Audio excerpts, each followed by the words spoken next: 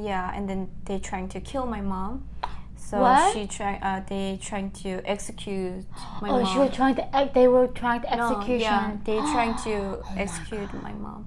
So you came to America, foster a family, and you thought like, okay, you're imagining the most ultra luxury life, but then it doesn't meet your expectations, huh? Oh my god, anyway, I mean, that was one of the guys shocking and fascinating and interesting conversation I've ever had with a North Korean defector. So,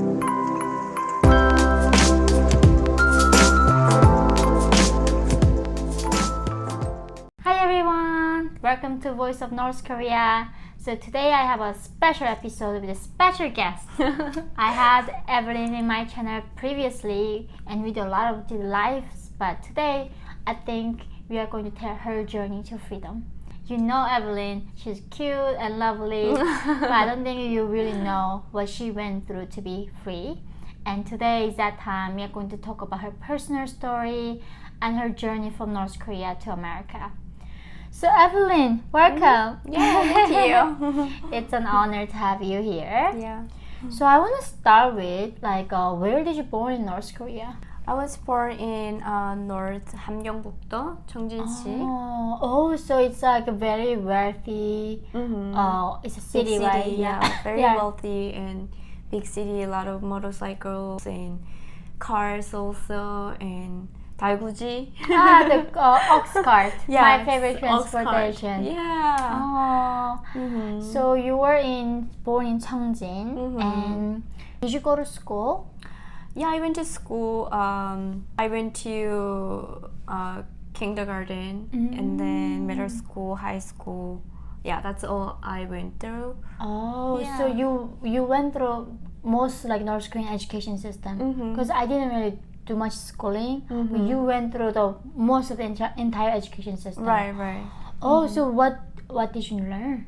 I learned like a generation of Kim's family. Oh, so they are like a revolutionary history. Right. And all these are propaganda things. And did you learn about America in school? I only know about America is like our enemy, and then American people have big nose, and like they mentioned this like keep over. That's why I'm saying these things like over and over, because it's showing our showing picture Posters. Yeah, It's a posters. drawing. Yeah, it's not the actual picture. It's a drawing. Yeah, right? drawing, and then just like enemy, like how is it Enemy, like the cartoons. Oh, so right. Like so in my school too, they were like big nosy Yankee Yes. bastards with green eyes, and we kill our enemies, right? Also, you got a really similar education you had. Right, yeah, that's how I get, and I learned a little bit of math. Oh, so you learn math. How about did you learn about the world, like the different World. continents, world history? I don't think so. I didn't know about world history and different continents, and I only know about things like Korea, like North Korea and South Korea. There was like, the like cities. So they taught us that, and like long time ago, they taught us like human becomes monkey to, Oh, evolution Yeah. history. Oh, so how we evolved from the primates to here. Okay. Did you believe this propaganda when you're going to school? So when I was in North Korea, yeah, I did. I believed this, and it was so boring, and It was boring. it was boring.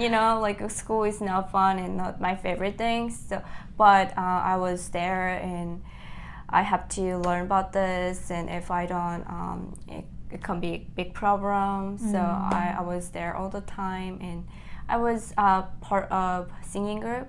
Oh, I was part of a singing group, and a lot of people like, oh, sing for us, sing for me, and I can't. It was like long time ago, and I forget how to, sing need to practice. But also I remember when we go to school, but we don't choose what we want to do. Usually they come, officials comes, like you do dance, you do music, you do sports. The regime officials here tell us what to do, right? So if you're like pretty or something, then it's like, why don't you come sing? Right? They come like pick you up. Right. That's So how it works. I remember too, I was like, they was like, why don't you go, do the singing? As I'm so not talented when it comes to singing. It was so bizarre, and like I remember, like I had no choice. They were like keep telling you what to do. I was really curious though, because I mean North Korea is very isolated, and in Cheongmin I never been there. I remember in Haesan there's a lot of like 꽃제비, like street children, and when I was growing up I was seeing a lot of dead bodies. People were starving and hungry on the streets. Was it the same case in Cheongjin, or it wasn't as bad? I mean, I never seen dead bodies in Cheongjin. I mean, maybe I see it, but I thought he's sleeping. Yeah, there's a lot of homeless people, homeless kids on the street and public market. So when I was public market, there's kids just sleeping on the ground, and then like on the ground, yeah, just like on bare, like just ground. Yeah, no ground. bed, Yeah. So I thought he's sleeping. I'm not sure he did, because my house was just alright. So I wasn't able to be like homeless that time. So I don't know about the homeless situation. So, but you saw poverty even in Cheongjin. Yes, I see people who on the street a lot, especially kids. They're having struggle time with eating food, and like they're trying to find the food, but it's very hard for them, challenge for them. Yeah. Okay, so then you're still having a relatively comfortable life, right? And then what caused you to escape?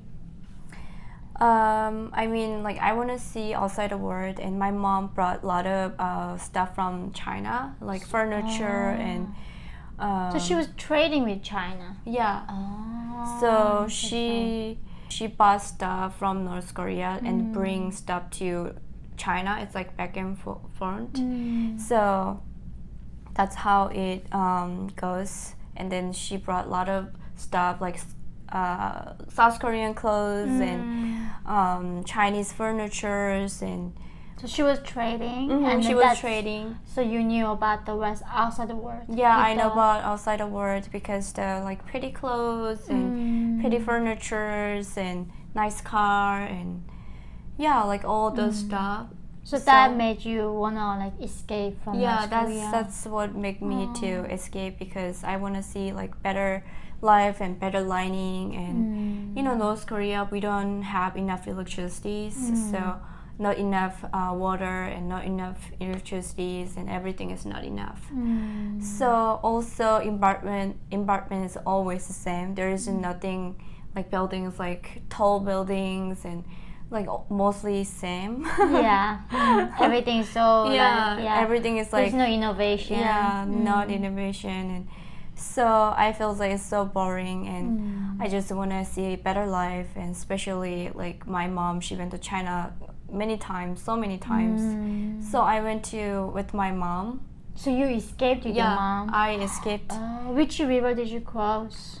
해령에서 넘는 거. Okay, so I think that's a Tuman River. Tuman River, 연길 쪽으로 넘는 거. So you crossed the Tuman River. Yes, with I your crossed mother. the Tuman River with my mom. So she already rent the apartment in China. Oh my gosh, she's quite a lady. I know. So she had the connections in China. Yeah, she had so many friends in China. So one of her friends picking us up in the border. So after we crossed, as soon as we arrived in China, and my mom's friend, like 5 or 10 minutes later, he pick up us. I really want to meet your mom. Really? So how did you swim across the river, or like did you walk on the ice? It was a winter time. So it was frozen. On 2013, and That was after Kim Jong-il you escaped. Kim Jong-il? I mean Kim Jong-un. Kim the Jong-un? third, yeah. So yeah, after Kim he Jong-un, yeah. Oh. End of 2013. Right, so wasn't the security was a lot harder by then? After a while. After a while. So even 13 wasn't as bad. Yeah, almost to 2014. That's when it got really, really bad. Mm-hmm. Oh, so in 2013 you crossed the Tumon River to China. Mm-hmm. And then what so happened? that was winter time. So the river was frozen enough on like the snow and the weather and everything. So I crossed I walked on the ice. On the ice, okay. Now you're arriving in China. Were you shocked to see China? Was it like shocking? So much like electricity, cars, buildings, food. I mean, it's very different than North Korea, right? Yeah, I was so excited. You're and excited? I was like, yeah, let's go out every day, every night. And I watched like, like that time I was so focusing on K-dramas. So as soon as I crossed the North Korea and being my mom's apartment, I was watching like all the like North Korean guys and all the North Korean dramas, and I was like stalking eye on the computer and technology. So I remember that your mom was in China before, but she got caught and sent back to North Korea and sent to prison, right? But did you guys not fear the second time? Were you not scared to be caught? I mean, my mom, she never caught by any government when she was in China, I think. But when she went back to North Korea? Yeah, when she went back North Korea, there is like some kind of problems because she was like big businesswoman. So all the businesswomen or men are cutting by policemen or government from North Korea, and then they being in jail for like many years, or having some kind of interviews.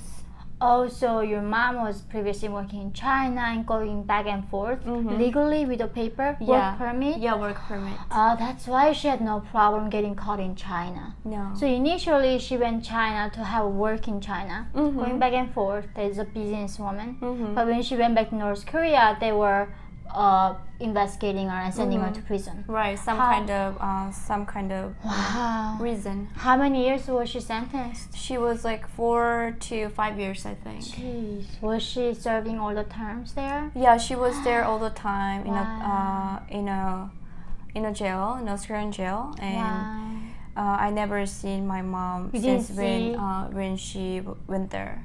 So you did not see the entire 4 or 5 years? No. Of your mom? No. Was she okay inside?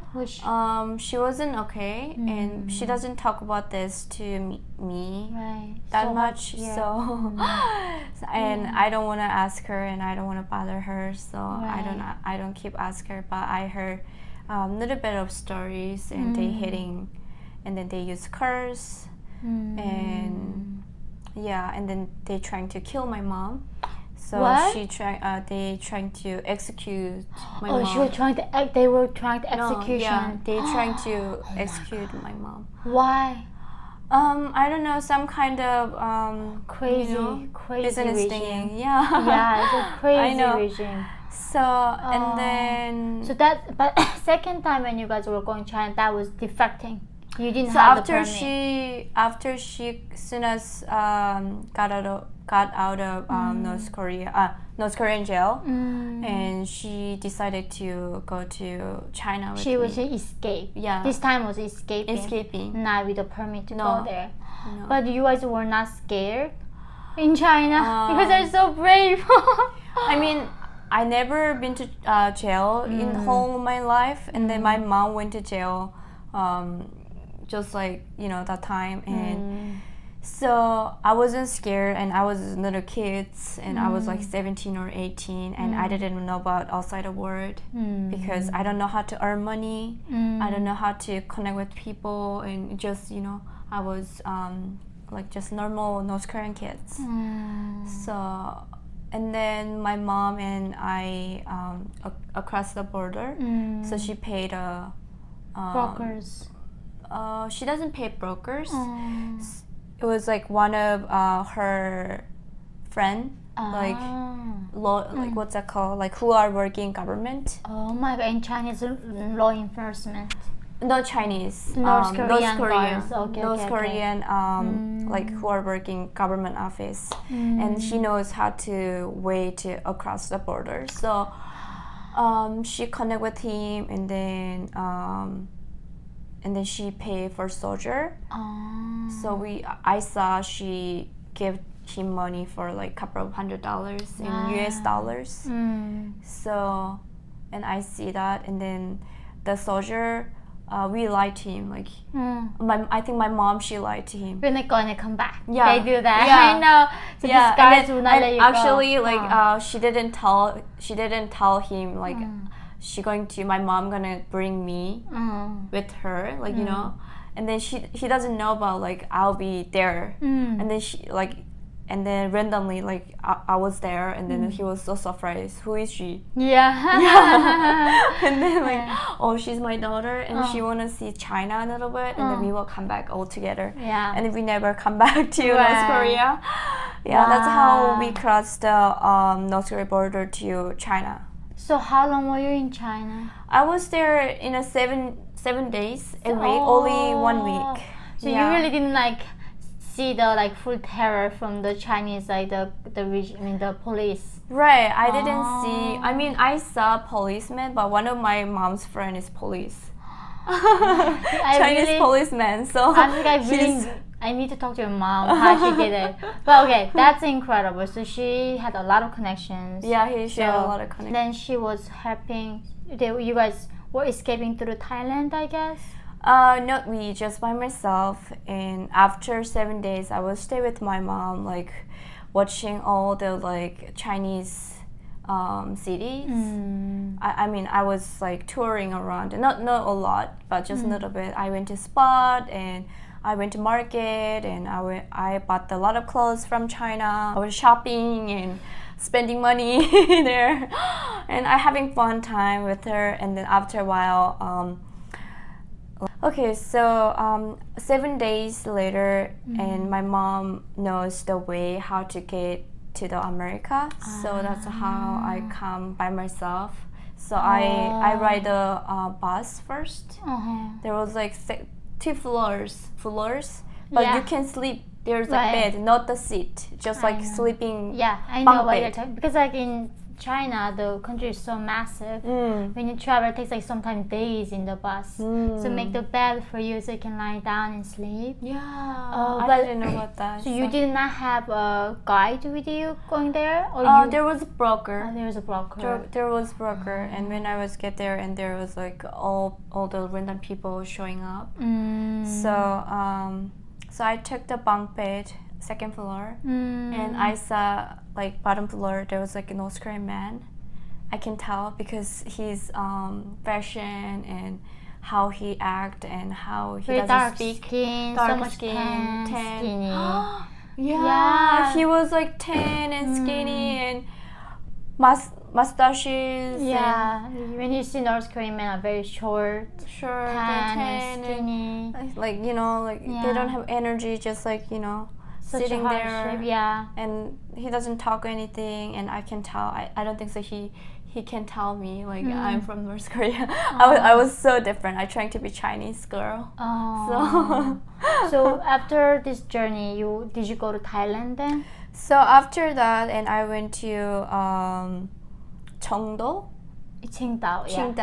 Yeah, Qingdao first, and then I was there a little bit while. And after that, I went to near the border of Laos. Oh, I see. Yeah, that was Kunming. Yeah, Kunming. Yeah, my sister did the exact journey, the same journey. Oh, really? And then I saw the banana farm. Have you saw banana farm? No, I didn't. I went through Mongolia, but my sister. Okay. But that's like what you did was a very common route for the defectors. Yeah, I see. it's mostly used the Wow, route. interesting. Okay, so I went to near the Laos border. It was banana farm.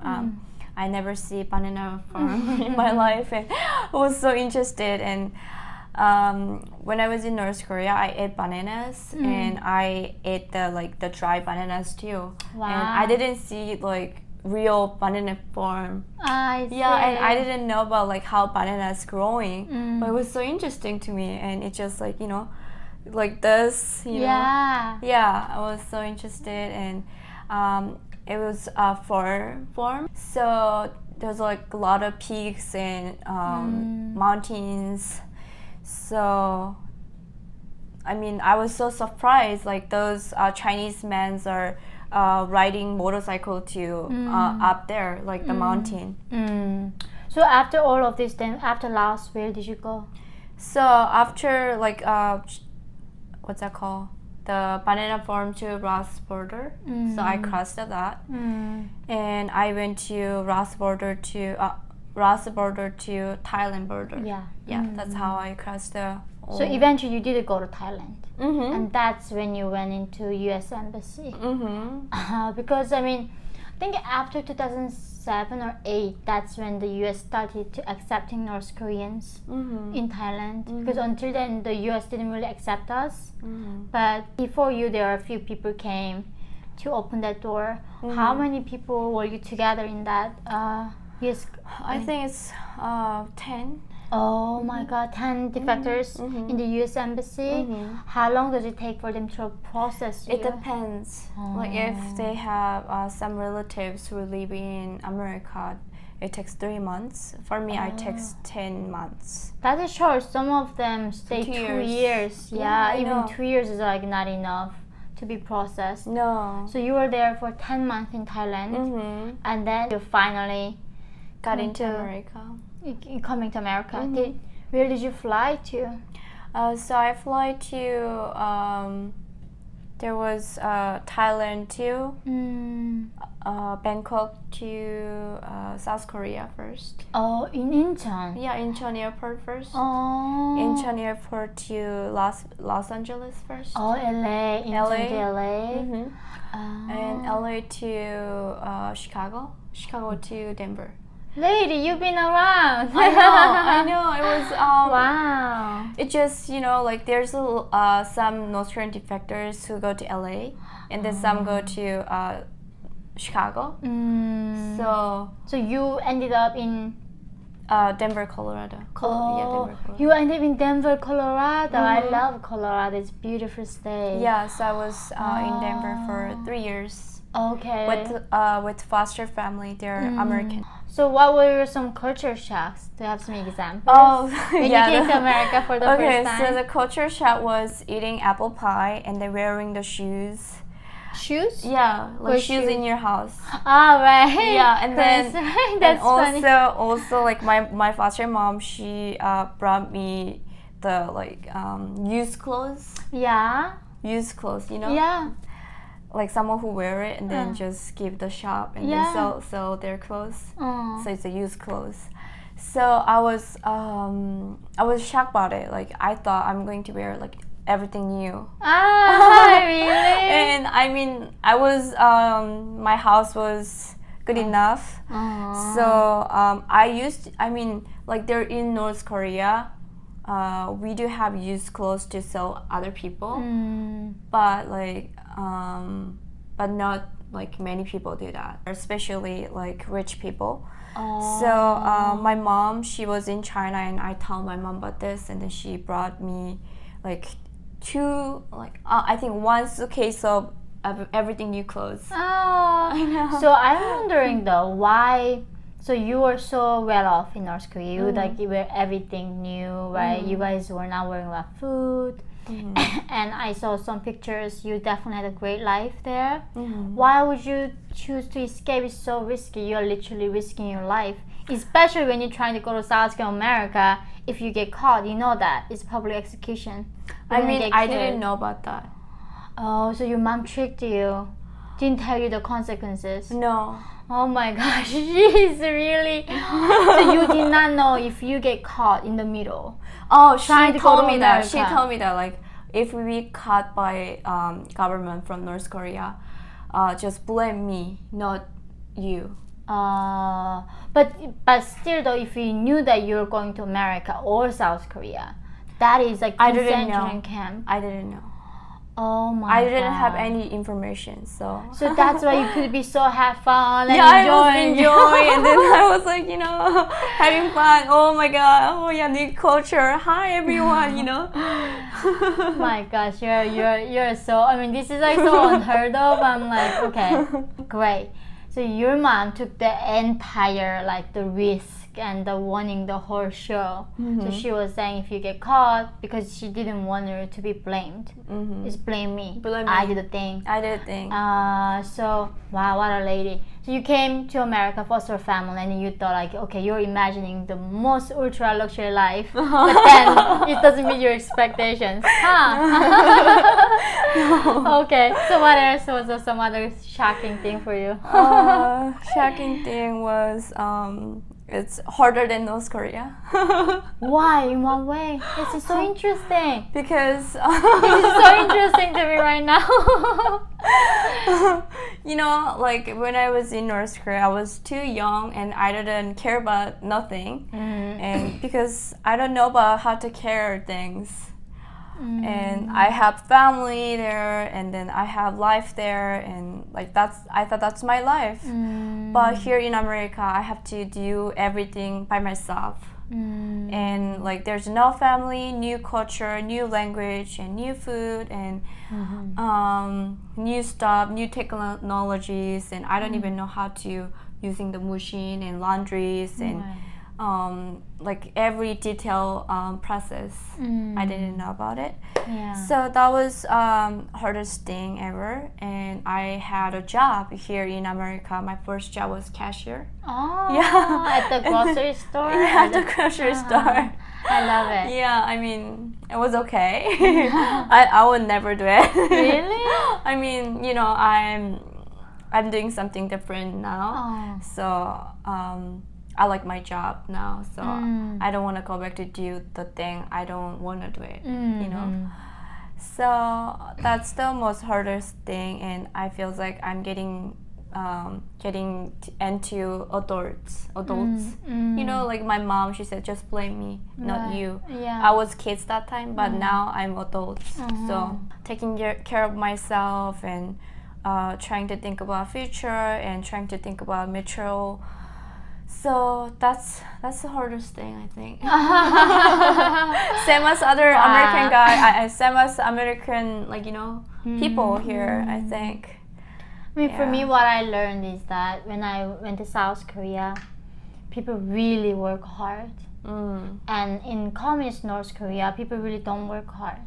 If you have government connections, if you have power, you can just like use your power and let the people bribe you. And especially you're children of somebody who is powerful, you don't ever have to work, right?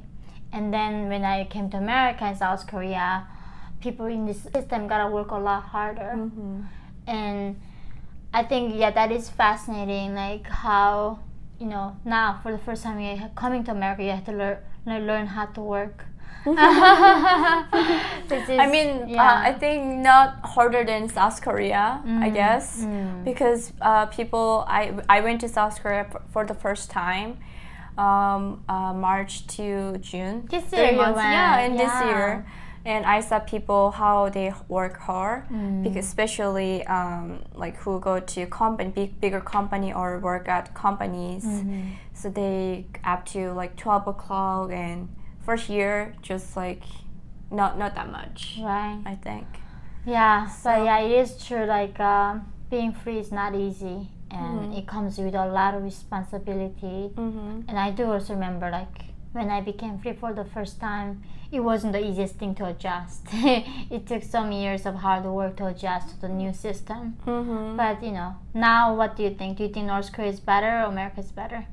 After you got used to America. Of course. America is better. Of course. That's good. North Korea is like never good, I think. Yeah. Because some part is good, because especially neighbor and friends, and like you're born there and it's your born city, and also like you have emotional feelings about it, like even it's like bad imagery or good images, you have like still attachment with the country sometimes. Yeah. But